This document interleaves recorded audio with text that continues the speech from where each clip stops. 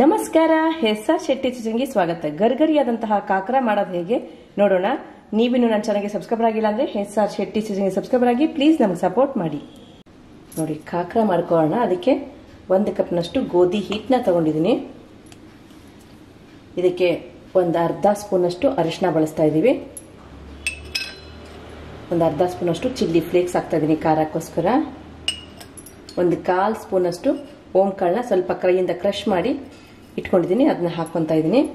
1 ಸ್ಪೂನಷ್ಟು ಕಸೂರಿ ಮೇಥಿನ ಸ್ವಲ್ಪ ಬಿಸಿ ಮಾಡಿಕೊಂಡು ಪುಡಿ ಮಾಡ್ಕೊಂಡು ಹಾಕ್ಕೊಂಡಿದ್ದೀನಿ. ಫ್ಲೇವರ್ ಚೆನ್ನಾಗಿರುತ್ತೆ ಇದು. ಇದಕ್ಕೆ ರುಚಿಗೆ ತಕ್ಕಷ್ಟು ಉಪ್ಪು ಹಾಕೋಣ.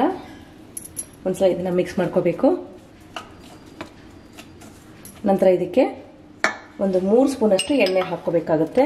2 ರಿಂದ 3 ಸ್ಪೂನಷ್ಟು ಎಣ್ಣೆ ಹಾಕ್ಕೊತಾ ಇದ್ದೀನಿ.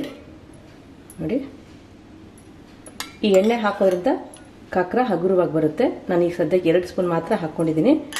ಚೆನ್ನಾಗಿ ಮಿಕ್ಸ್ ಮಾಡ್ಕೊಂಡ್ಬಿಡೋಣ ಇದನ್ನ. ಈ ಎಣ್ಣೆ ಎಲ್ಲ ಪದಾರ್ಥಗಳು ಹಿಟ್ಟಿಗೆ ಹೊಂದ್ಕೋಬೇಕು.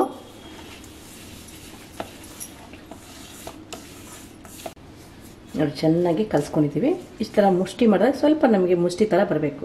ಇಷ್ಟೇ ಸಾಕು ಎಣ್ಣೆ ಹಾಕೋದು. ನಾನು 2 ಸ್ಪೂನ್ ಬಳಸಿದ್ದೀನಿ ಎಣ್ಣೆಯಲ್ಲಿ. ಇವಾಗ ನೀರು ಹಾಕ್ಕೊಂಡು ಚಪಾತಿ ಹಿಟ್ಟಿನ ಅದಕ್ಕೆ ಇದನ್ನ ಕಲ್ಸ್ಕೋಬೇಕಾಗತ್ತೆ.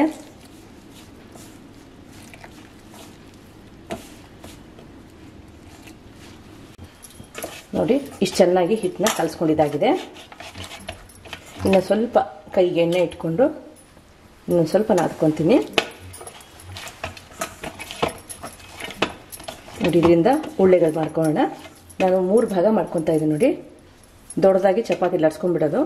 ನಂತರ ಒಂದು ಮುಚ್ಚಳ ಸಹಾಯದಿಂದ ರೌಂಡ್ ಆಗಿ ಕಟ್ ಮಾಡ್ಕೋಬೇಕಾಗತ್ತೆ. ತೆಳುವಾದಂತಹ ಚಪಾತಿನ ಒತ್ಕೋಬೇಕು. ಸ್ವಲ್ಪ ಎಣ್ಣೆ ಹಚ್ಚಿ ಇಟ್ಟಿದ್ದೀನಿ. ನೋಡಿ, ಈಗ ಹಿಟ್ಟು ಹಾಕ್ಕೊಂಡು ಚಪಾತಿನ ಲಟ್ಸ್ಕೊಳ್ಳೋಣ. ತೆಳುವಾದಂಥ ಚಪಾತಿನ ಲಟ್ಸ್ಕೊಳ್ಳೋಣ. ನೋಡಿ, ಸ್ವಲ್ಪ ಗೋಧಿ ಹಿಟ್ಟು ಹಾಕ್ಕೊತಾ ಇದ್ದೀನಿ. ನಾದಿರುವಂತಹ ಈ ಹಿಟ್ಟನ್ನ ಇಟ್ಕೊಂಡು ತೆಳುವಾದಂತಹ ಚಪಾತಿ ಲಟ್ಸ್ಕೋಬೇಕಾಗತ್ತೆ. ತುಂಬ ತೆಳುವಾಗಿರಬೇಕು, ಆವಾಗಲೇ ನಿಮಗೆ ಗರಿಗರಿಯಾಗಿ ಬರುತ್ತೆ.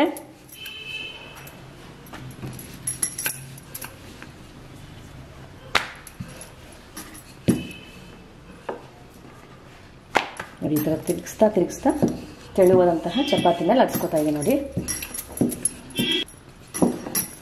ನೋಡಿ, ಇಷ್ಟು ದೊಡ್ಡದಾಗಿ ತೆಳುವಾಗಿ ಚಪಾತಿನ ಲಟ್ಸ್ಕೊಂಡಿದ್ದೀನಿ.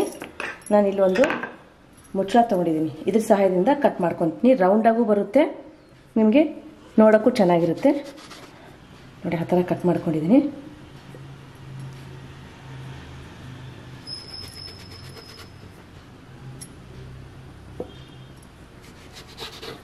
ಈಗ ಇದನ್ನ ನಾವು ಎಕ್ಸ್ಟ್ರಾ ಇರೋದನ್ನ ತಕ್ಕೊಂಡ್ಬಿಡೋಣ. ನೋಡಿ, ಒಂದಿಷ್ಟು ಈ ಥರ ಮಾಡಿಬಿಟ್ಟು ಹಾಕ್ಕೊಂಡು ಆಮೇಲೆ ನೀವು ಸುಟ್ಕೋಬೋದು. ಈಗ ಸುಟ್ಕೊಳ್ಳೋಣ ನಾವು. ನೋಡಿ, ಹಂಚು ಬಿಸಿಗಿಟ್ಟಿದ್ದೀನಿ. ಸ್ವಲ್ಪ ಮೀಡಿಯಮ್ ಆಗಿ ಗುರಿ ಮಾಡ್ಕೊಂಡಿದ್ದೀನಿ. ಇವಾಗ ನೋಡಿ, ಇದು ಇಷ್ಟು ತೆಳುವಾಗಿರಬೇಕು, ಆವಾಗಲೇ ನಿಮಗೆ ಕಾಕರ ಗರಿಗರಿಯಾಗಿ ಬರುತ್ತೆ. ಈಗ ಇದ್ರ ಮೇಲೆ ಹಾಕೋಣ. ನಾನು ಸ್ವಲ್ಪ ಚಿಕ್ಕದಾಗೆ ಮಾಡಿದ್ದೀನಿ. 1-2 ನಿಮಿಷ ಹಾಗೆ ಬಿಟ್ಬಿಡೋಣ. ಉರಿ ಸಣ್ಣ ಇಟ್ಕೊಳ್ಳಿ. ಹಂಚು ಕಾದಿರಬೇಕು, ಉರಿ ಸಣ್ಣದಲ್ಲೇ ಬೇಯಿಸ್ಬೇಕಾಗುತ್ತೆ. ನೋಡಿ, 1 ನಿಮಿಷಕ್ಕೆ ಇಷ್ಟಾಗುತ್ತೆ ಇದು. ಇದನ್ನು ತಿರುಗಿಸ್ಬಿಟ್ಟು ಮತ್ತೆ ನೀವು ಕೈಯಿಂದಾದರೂ ಮಾಡ್ಕೋಬೋದು ಅಥವಾ ಬಟ್ಟೆ ಸಹಾಯದಿಂದ ಈ ಥರ ಪ್ರೆಸ್ ಮಾಡ್ತಾ ಸಣ್ಣ ಉರಿನಲ್ಲೇ ಗರಿಗರಿ ಆಗೋವರೆಗೂ ಬೇಯಿಸ್ಕೋಬೇಕಾಗತ್ತೆ. ಇದಕ್ಕೆ ನೀವು ಇನ್ನು ಎಕ್ಸ್ಟ್ರಾ ಎಣ್ಣೆ ಹಾಕೋಷ್ಟಿಲ್ಲ, ಏನೂ ಇಲ್ಲ. ಬೇಯಿಸೋಕ್ಕೆ ಸ್ವಲ್ಪ ಟೈಮ್ ತಗೊಳುತ್ತೆ ಇದು. ಬಟ್ ತೆಳುವಾಗಿ ಲಟ್ಸ್ಕೊಂಡು ನೀವೆಲ್ಲನೂ ಲಟ್ಸ್ಕೊಂಡು ಒಟ್ಟಿಗೆ ಸುಟ್ಕೋಬೋದು. ತೆಳುವಾಗಿ ಲಟ್ಸ್ಕೋಬೇಕು, ಆವಾಗ ಈಸಿಯಾಗಿ ಸುಟ್ಕೊಳ್ಳೋಕ್ಕೆ ಬರುತ್ತೆ, ಗರಿಗರಿಯಾಗಿ ಬರುತ್ತೆ. ಪ್ರೆಸ್ ಮಾಡ್ತಾ ಇದನ್ನು ಸಣ್ಣ ಉರಿನಲ್ಲೇ ಬೇಯಿಸ್ಕೋಬೇಕಾಗುತ್ತೆ. ಇದನ್ನು ನೀವು 15 ದಿನಗಳ ಕಾಲ ಇಟ್ಟರೂ ಏನಾಗಲ್ಲ, ಹಾಳಾಗಲ್ಲ. ಟೂರ್ಗೆ, ಟ್ರಿಪ್ಪಿಗೆ ಅಥವಾ ಮಕ್ಕಳು ಹಾಸ್ಟೆಲಲ್ಲಿದ್ದರೆ ಈ ಥರ ಮಾಡಿಬಿಟ್ಟು ನೀವು ಕಟ್ಟಿ ಕಳಿಸ್ಬೋದು. ನೋಡಿ, ತಿರುಗಿಸ್ತಾ ಪ್ರೆಸ್ ಮಾಡ್ತಾ ನೋಡಿ, ಈ ಥರ ಕಲರ್ ಬರಬೇಕು, ಜೊತೆಗೆ ಗರಿಗರಿಯಾಗಿ ಬರಬೇಕು. ಅಲ್ಲಿವರೆಗೂ ಇದನ್ನ ಸುಟ್ಕೋಬೇಕಾಗತ್ತೆ.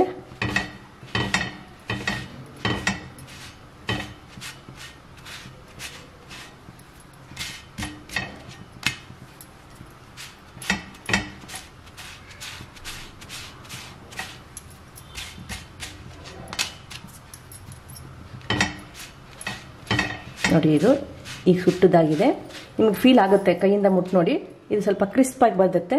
ಅಲ್ಲಿ ಬರೋವರೆಗೂ ನೀವು ಬೇಯಿಸ್ಕೋಬೇಕಾಗುತ್ತೆ. ಈಗ ಇದಾಗಿದೆ, ಒಂದು ಪ್ಲೇಟಲ್ಲಿ ತಕ್ಕೊತೀನಿ. ಇದೇ ಥರ ಮಿಕ್ಕೆಲ್ಲ ಕಾಕರಗಳನ್ನ ಮಾಡ್ಕೊಳ್ಳೋಣ. ನೋಡಿ ನಾನು ಆ ಕಡೆ ಬೇಯಿಸ್ತಾ ಸುಡ್ತಾ ಒಲೆ ಪಕ್ಕದಲ್ಲೇ ಈ ಥರ ಹಾಕ್ಕೊಂಡು ಹೋಗಿದ್ದೀನಿ. ಇದೇ ಬಿಸಿಗೆ ಇನ್ನೂ ಸ್ವಲ್ಪ ಗರಿಗರಿ ಆಗುತ್ತೆ ಅಂಥೇಳಿ 1 ಕಪ್ಪು ಹಿಟ್ಟಿಂದ ನಮಗೆ ಇಲ್ಲಿ 11 ಕಾಕರ ಆಗಿದೆ. ಈಗ ತಟ್ಟೆ ಮೇಲೆ ಇಟ್ಬಿಟ್ಟು ನಾನು ಸರ್ವ್ ಮಾಡ್ತೀನಿ. ನೋಡಿ ಇವಾಗ ಗರಿಗರಿಯಾದಂತಹ ಕಾಕರ ಸಿದ್ಧವಾಗಿದೆ. ಇದನ್ನು ಉಪ್ಪಿನಕಾಯಿ ಜೊತೆ ತಿಂದರೆ ತುಂಬ ಚೆನ್ನಾಗಿರುತ್ತೆ. ಹಾಗೇನೂ ತಿನ್ಬೋದು. ನೋಡಿ ಎಷ್ಟು ಗರಿಗರಿ ಬಂದಿದೆ ಅಂದರೆ, ನೋಡಿ ಸೌಂಡ್ ಕೇಳಿಸ್ತಾ ಇದೆಯಾ ನಿಮಗೆ? ನೋಡಿ ಇಷ್ಟು ಪುಡಿ ಆಗೋಷ್ಟು ಗರಿಗರಿಯಾಗಿ ಬಂದಿದೆ ನೋಡಿ. ಸೂಪರ್ ಕ್ರಿಸ್ಪಿ ಹಾಗೂ 15 ದಿನಗಳ ಕಾಲ ಇಟ್ಟು ತಿನ್ಬೋದಂತಹ ಕಾಕರ ಈಗ ಸಿದ್ಧವಾಗಿದೆ. ಮಾಡೋದು ಹೇಗೆ ನೋಡಿದ್ದೀರಾ, ನೀವು ಮಾಡ್ಕೊಳ್ಳಿ. ರುಚಿ ಹೇಗೆ ಬಂತು ಅಂತೇಳಿ ಕಮೆಂಟ್ ಮೂಲಕ ನಮಗೆ ತಿಳಿಸಿ. ವಿಡಿಯೋನ ನಿಮ್ಮ ಫ್ರೆಂಡ್ಸ್ಗೆ ರಿಲೇಟಿವ್ಸ್ಗೆ ಶೇರ್ ಮಾಡಿ. SR ಶೆಟ್ಟಿ ಸೀಸನ್ಗೆ ಸಬ್ಸ್ಕ್ರೈಬರ್ ಆಗಿ ಪ್ಲೀಸ್ ನಮ್ಗೆ ಸಪೋರ್ಟ್ ಮಾಡಿ. Thank you.